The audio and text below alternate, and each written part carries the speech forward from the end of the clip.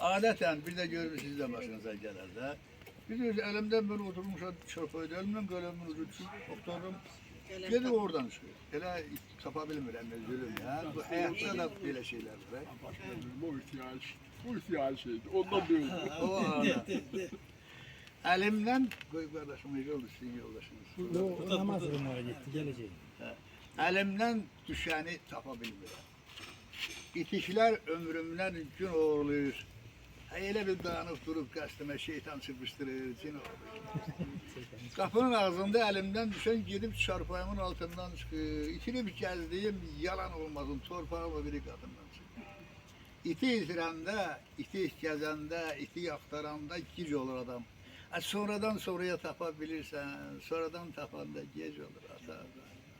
İtirib dalınca göynədiklərim dövlət deyildir ki, var deyildir ki, mən də bir bədələr yar sevmişdim, yarı canım idi, yar deyildir ki.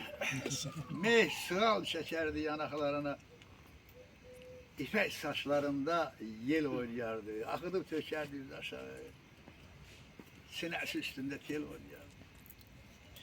Orcumun içində dəstələyərdim, bəxtimi o ipək telində gördüm, bir gündə sürüşüb düşdü əlimdən, sonralar bir özgə əlində gördüm. İtirdim ağlımı, çaşdım, çarıqdım, sözümü itirdim yurd itirəndə, bütün itiklərə dözdüm, dayandım, özümü itirdim yurd itirəndə.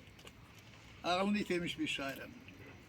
Məni hörmətləyər, yadanlarsınız, elə də çox fikir verməyim mənə, ağıl itirəndən nə anlarsınız?